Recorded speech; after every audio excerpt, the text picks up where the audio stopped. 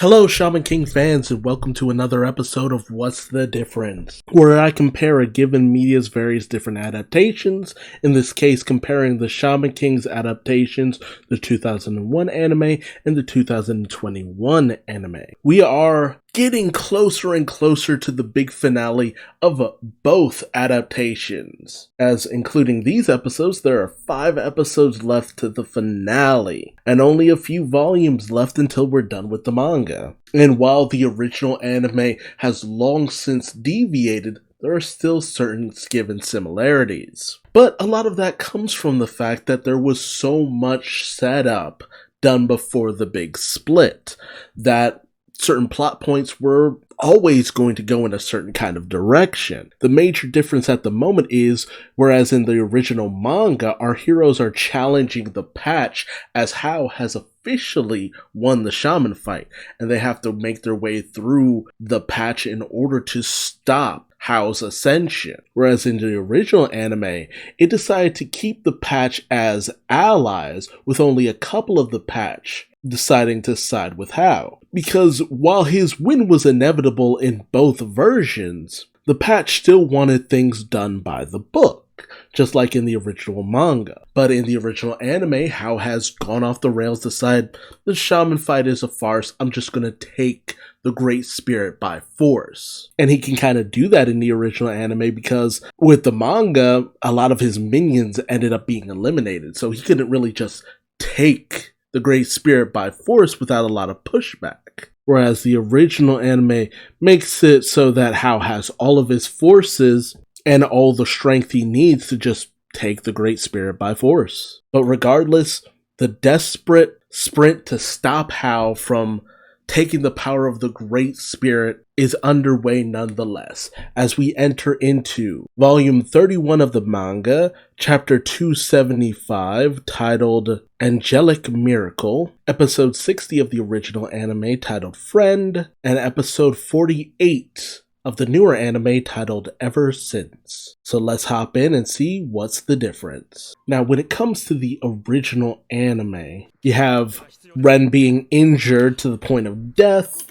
We had already gone over this previously. You have Lyserg basically taking over the fight. Although Lyserg battling multiple opponents is a little bit more impressive than Lyserg just taking on one of the patch, juiced or not. Whereas in the manga, they cut out a lot of Lyserg's analyzing of the geography of the valley plant. It has pitfalls, uneven geography, high cliffs, fluctuations in temperature and air pressure, and Baran has the ability to fight up high when his enemy has nowhere to really go. But Lyserg laments the fact that, he seems to have defeated Baran before he could actually make any use of that. Feels that Baran was too overconfident. But the real crux of what Lyserg is thinking is kept in, that Baran helped him in his quest to avenge his parent, and he feels a lot of gratitude to Baran. However, Baran isn't dead yet, as one of his threads pierces Lyserg. But man, the way Baran looks, it's obvious he's burnt to a crisp and is barely clinging on to life.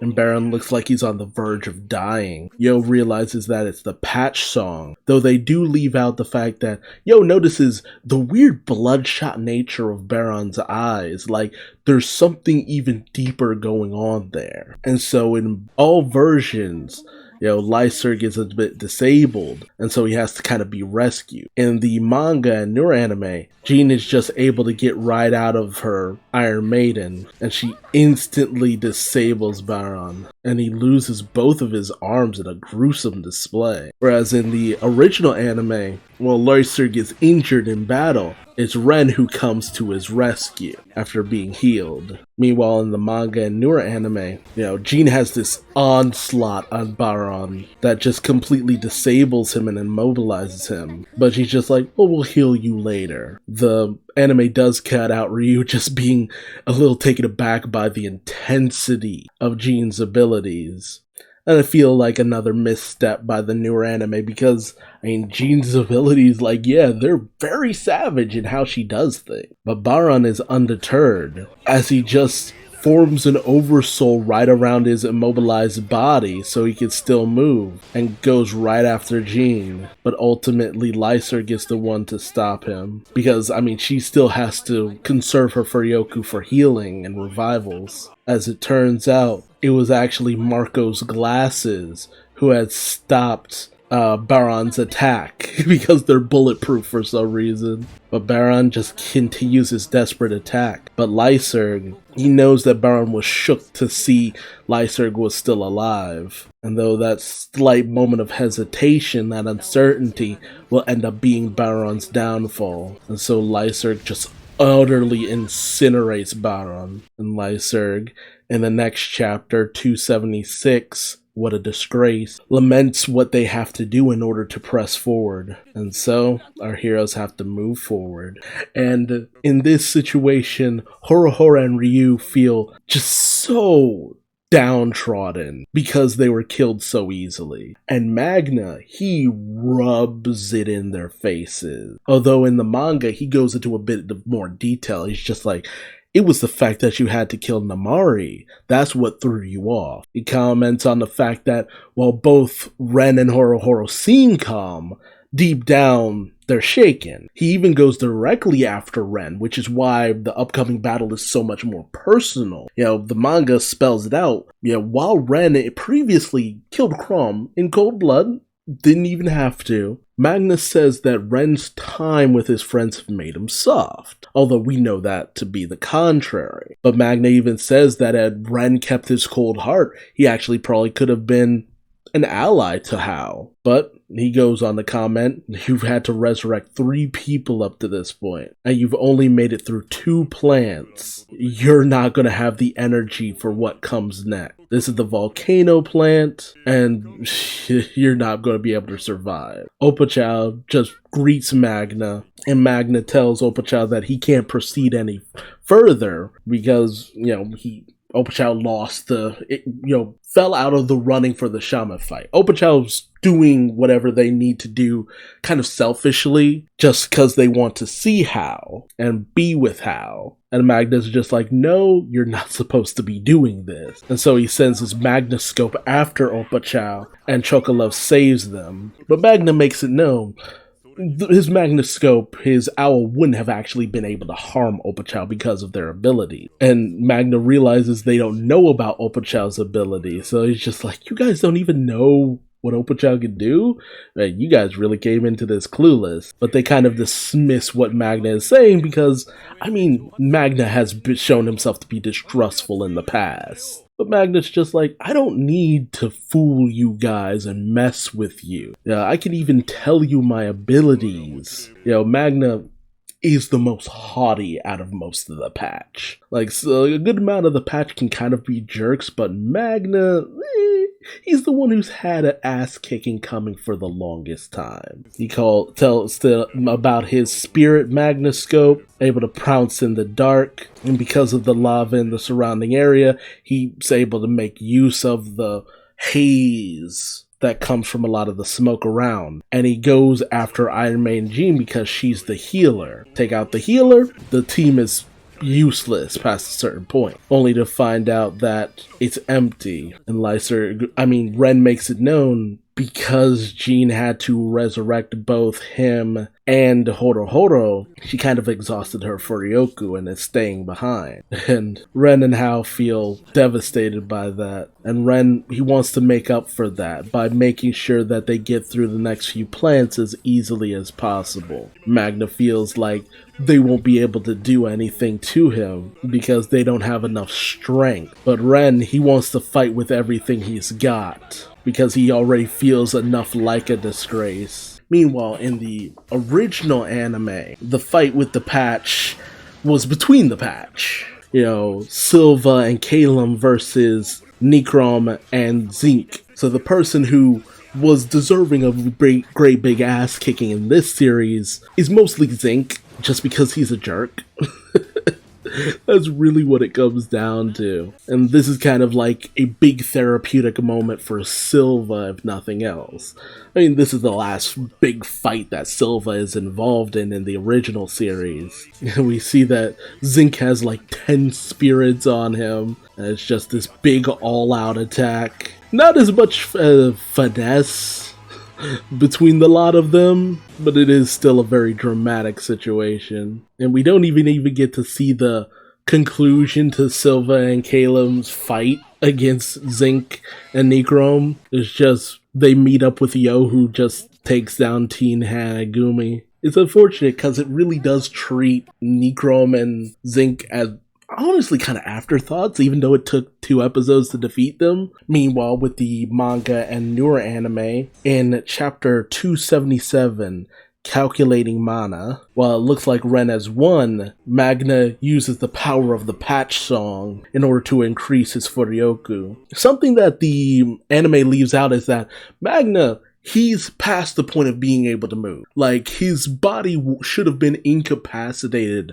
by that strike that Ren gave. But, much like Baron before him, he's using the power of the patch song to literally move his body. Like, these are details that are actually kind of essential because it lets you know that the patch are continually pushing themselves far past what their body should be able to allow. They are essentially kind of destroying themselves to do their duty. And Magnus just having a relentless onslaught. And we also find out that Opachao is kind of reading what Ren's thoughts are and why Ren doesn't just strike out at Magna. Because if he gets in too close and he's caught in Magna's talons, that's the end. He'll be squeezed to death, which is the specialty of owls. And realizes, okay, Opachao has that same ability. They also cut out Ryu wanting to jump in and help Ren out, mostly because Magna's onslaught, which is also cut out, it starts to get a little too close to the peanut gallery. But asks Opachao, do you know what Ren is thinking? But Opachao's not clear on a few things because Opachao is very small and does not know some of the more complicated words that Ren is thinking. Ren is trying to think of a sufficient way of blowing away his enemy. But that raises the questions. Why would Hao allow them to have access to Opachao? But then he has this kind of flash of a memory. This is actually a memory from Hao, and since Yo and Hao are 2 halves of kind of the same whole, it's also a bit of a reasoning why Yo has a fondness for Manta, why Hao has a fondness for Opachao. There's something deeper towards that. But Yo isn't really clear on what he's seen, but there's some kind of vision that he's not sure about. So Yo wants Ren to hurry this up so that they can get a conversation going. Meanwhile, we have Yo's friends, families, and allies kind of hanging out with the minions of Hao, with Tamao hoping everyone's alright, Anahol saying, hey, who knows, people were bound to die. But this is contrasted with Mikihisa blocking, grilling things up. Horohoro's dad with a massive tuna is a really odd sight because you're seeing Ren's grandpa hanging out with Yomei, Yo's mom hanging out with Ren's mom, Ren's dad hanging out with Yo's grandma. Although you got the sad sacks over there who feel like they've been left behind. And the whole explains it a little bit more in depth in the manga, where he says, hey, they were betrayed, killed, brought back to life, and now they really have nowhere else to go. And even Anahol's feeling a little bit down in the dumps, because it's just like, hey, what can I do now? Everything that they've wanted is out of their reach at this point. Anahol wanted to avenge his brother, but now he can't even get to the person he wants to get vengeance upon. Anna tells him the person who killed him is out of mana. She notes that Jean just doesn't have it in her anymore. She's not gonna be able to recover her power before Hao is made Shaman King. Now we pop over to volume 32, the special edition with the Princess How cover. We have Jean in chapter 278 titled Announce the Current Values. Jean is thinking about the fact that she's not going to be able to become Shaman King like she wanted, but she no longer feels a sense of justice anymore. She knows that all she can really do now is pray for the 5 warriors. Anna presents the Furyoku levels of everyone, just so that everyone can really just know where things stand, even though, that really can't do anything for them. Now, the question is kind of given, what use does knowing actually help? And, at the very least might just give them some peace of mind. And if they can't win, How gets to the surface with the Great Spirit, and they probably all die. Now, the thing that hangs over the heads of a lot of Hao's minions is just like, okay, so if Hao was simply using us, does that mean that that's it? We don't get a place where we belong, we're just disposable, we'll just be eliminated, we'll just be gone, washed away, seen as nothing in Hao's future vision of the world.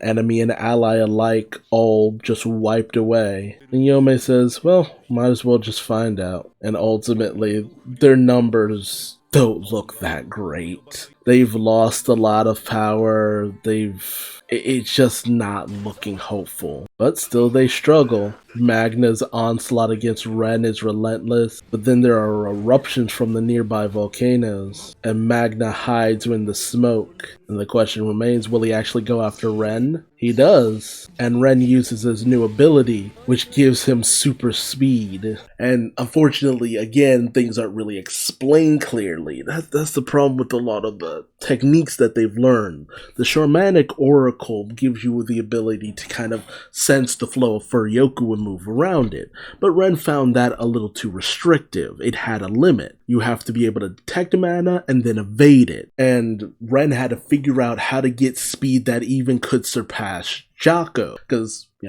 Chocolove has speed that goes at the speed of wind, but Ren, he needed electric speed. And he uses his new attack, Elekbang, and in all versions we have Hao making his way slowly to the place of the Shaman King. In the manga, Hao meets with Rutherford, the last officiant and guardian of the space plant, as we get to chapter 279, Planetarium, with Hao being accompanied by Lip and Rap as well as Godiva, which is funny enough contrasted by the original anime, where Hao is being accompanied by Manta and Opacha, whereas in the manga, Hao is able to just pass through and admire the various different movie and technology that goes on here. Technologies that's able to simulate the vacuum of space. And we actually get to find out a little bit more about the Movians and what they were able to do. How the people of Mu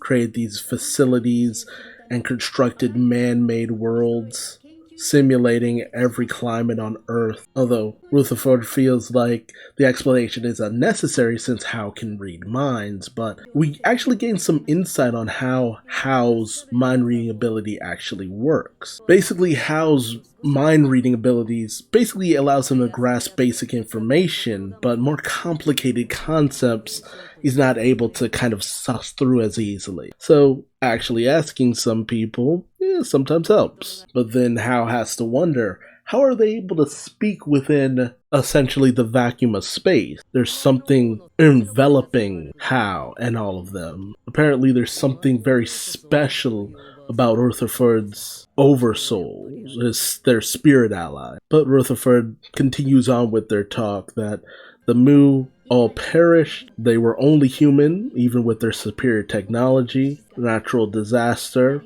and nature itself led to their extinction. And so they make their way to the shrine of the Shaman King, where Hao will be protected until it is time. It's funny too because you have this shot of where the Shaman King is supposed to be depicted between these pillars in all versions, even though all versions don't contain all the same kinds of setups. It's just very consistent iconography, and Hao comes upon the remains of the old king who he hasn't seen in 500 years. Meanwhile, in the original anime, as Hao gets to the gateway, there's a special protection for the Great Spirit. 3 spiritual birds that have to be taken down, representing each person who wants to get to the Great Spirit. But Hao has enough power to take down all 3. So instead of Hao having a very leisurely journey, his journey in the original anime is filled with nothing but violence and shows of strength. It's funny too because Opochao talks about how, because of Hao's strength, there's this loneliness to it.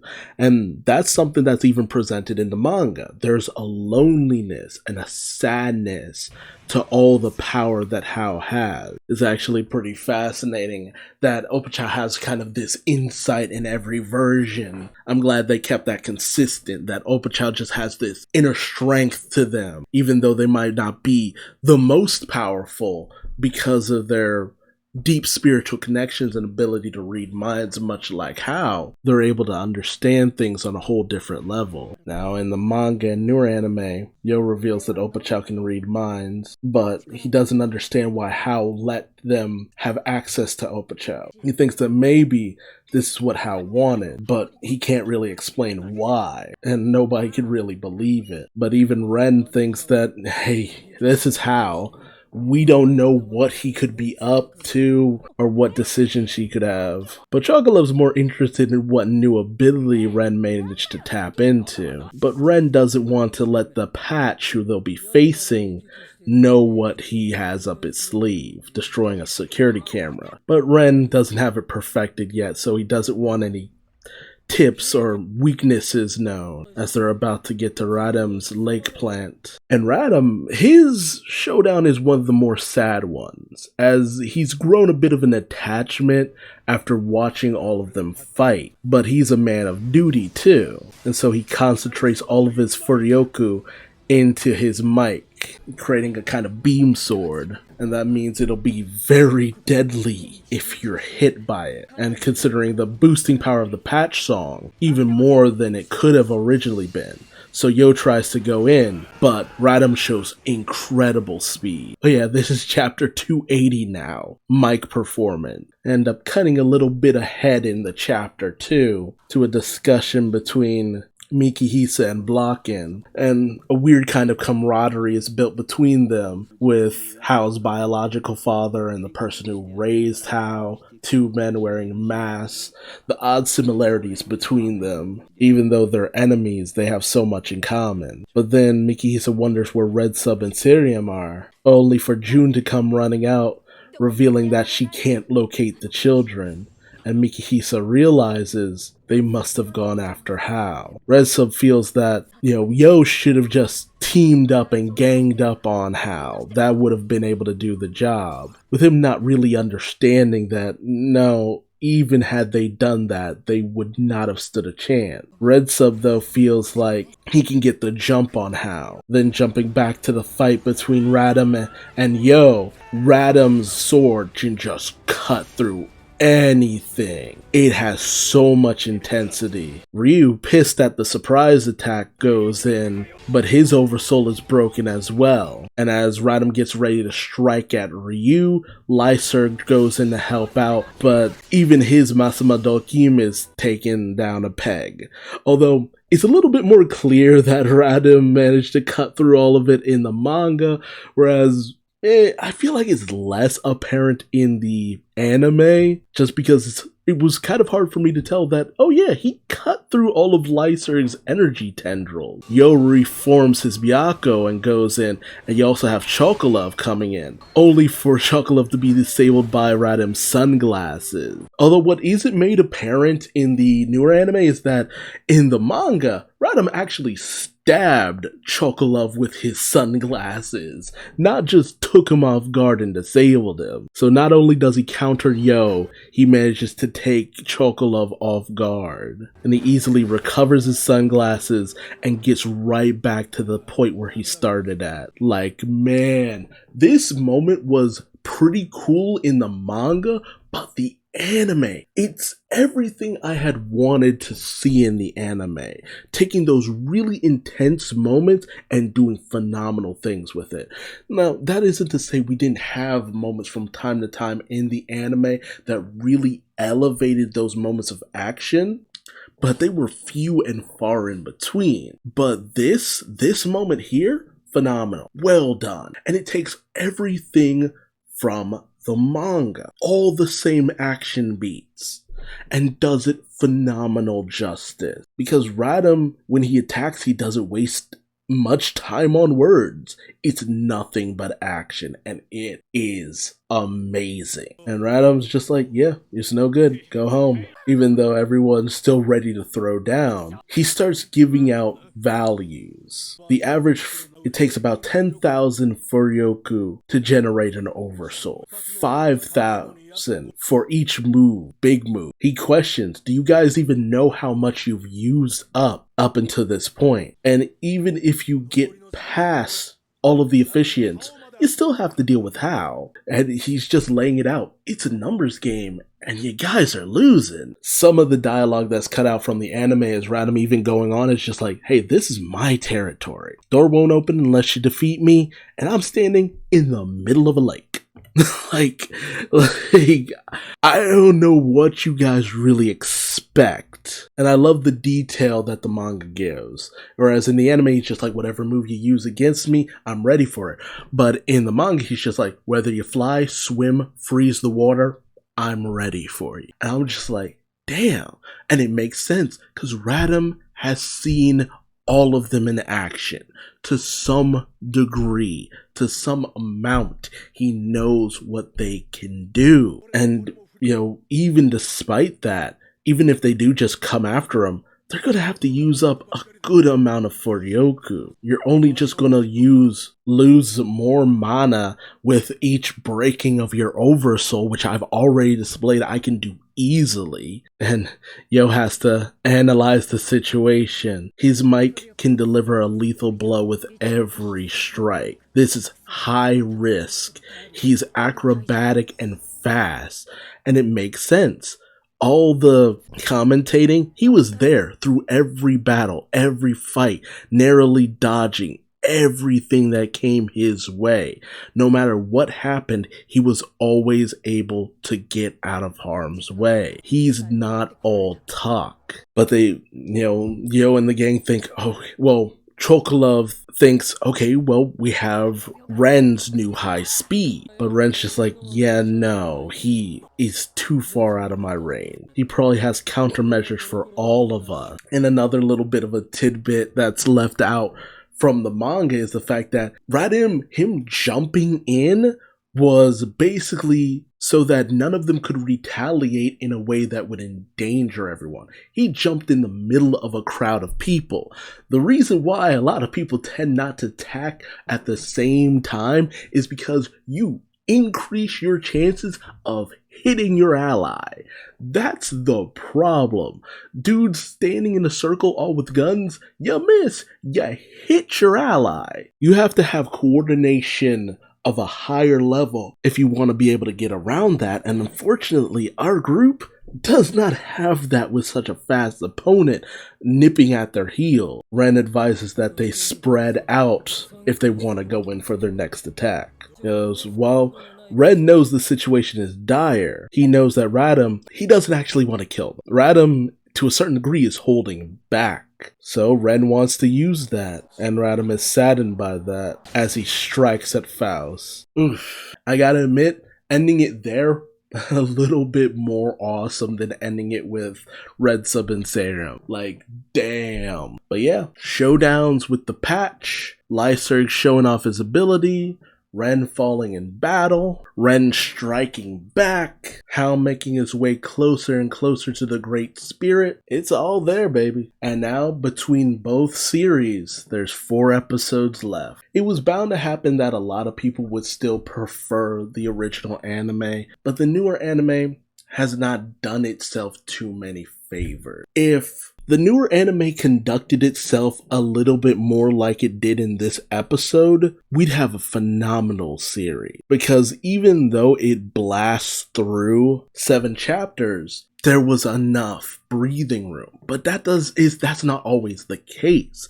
Sometimes you can get away with that with putting 7 chapters in one episode. Other times, no, you really shouldn't, because you're cutting out too much content and doing a great disservice to what's happening. And at the very least, if you could get in some decent action, you can make up for a little bit of that, which this episode had. And a nice display of Sakuga with Radam attacking our heroes?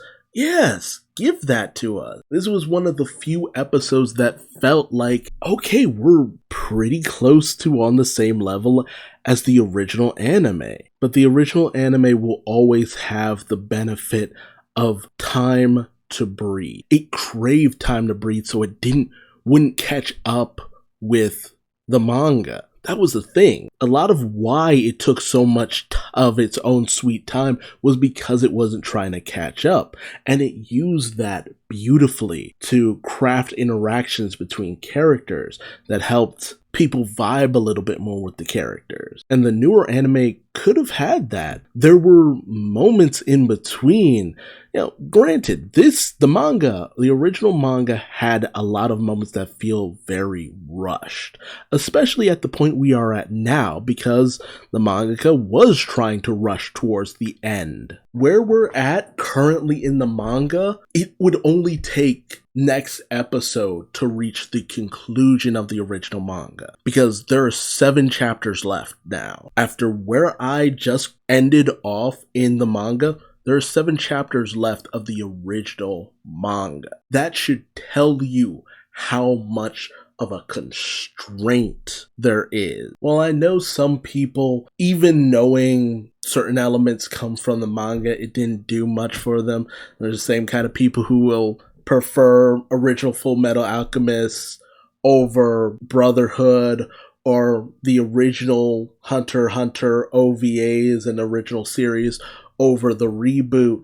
You can't really do too much about that. When those series, the prior series, were good, they were very good. That's why a lot of people got into them. And a lot of times these remakes don't always nail the same moments. Sometimes they're lacking in certain aspects in terms of certain amounts of detail, because a lot of times these older series were made during a time where every frame really mattered. When you got someone who could put detail, they put a hell of a lot of detail. When they wanted to build atmosphere, they had no choice but to build atmosphere and build it well, because they had to compensate for not being able to do too much in certain situations. But nowadays, unless you're constantly pretty much firing at a 9 or a 10, you're kind of left by the wayside in terms of animation. What we see from the current Shaman King anime would be passable in the mid-2000s. That would be a very good series. But that's a passable, pretty good series at that time period. Not a phenomenal one. And you'd still have the original Shaman King anime to contend with that actually came out around that time. I really do wish they could have brought back more of the animation team, but that is very rarely the case when it comes to something like this, because it's not being made by the same studio. Yeah, they got back a lot of the same voice actors, but in terms of the team, no. And I'm not trying to discourage the people who worked on the newer anime. It's just that this is not the studio's A-team. This is what happens when you mostly have a lot of your better people working on other projects. I gotta admit, even when this studio was working on Fairy Tail, it was not my favorite. I enjoyed Fairy Tail, but it had a tendency to lack in animation before it moved over to a different studio. Although it was previously with Starlight, who was pretty decent, but I don't even think they were bringing their A-team to the original Fairy Tail. But I'm just saying, when Fairy Tail got some assistance from Cloverworks, in terms of animation, it really showed. Apparently, originally, it was kicked around by the president, former president of Madhouse, then president of MAPPA. It was kicked around there a little bit, which, that would have been fantastic. But I can't really do all that information justice. Just know that this was given to the team that you would put on less noticeable animations, and that mostly happened because they wanted the licensing, because there's a grant you get for stuff like this. The people who worked on this, they're not bad in their own right, but they needed a few heavy hitters to come in and just polish off some of these edges, or do a little things here and there that would have taken people like me's mind off of where this anime was lacking. Or at least give the anime more time to breathe. For the love of God. I've tried my best to be a staunch defender for the newer anime, but when you get something as fantastic as what we saw in episode 48 of the newer anime, like, damn, it's just like, damn, I wish we could have got that a little bit more. This could have really helped the newer series shine just a little bit more, but it's a little too late for that. Again, like in my live reaction, I don't expect a follow-up to this series, which is unfortunate because there's such a wealth of material. This should not have been confined to 52 episodes. I know making it seasonal might not have done it a great amount of justice, but seasonal anime just at least get remembered more fondly. No, that's enough bitching for me. Let me know your thoughts in the comment section below. How do you feel about the comparisons I listed out? Who did it better? Who did it worse? All that good stuff. And until next time, I've been Duuz-Diz-Din, and I hope to see you in the next episode of What's the Difference? Until then, bye-bye.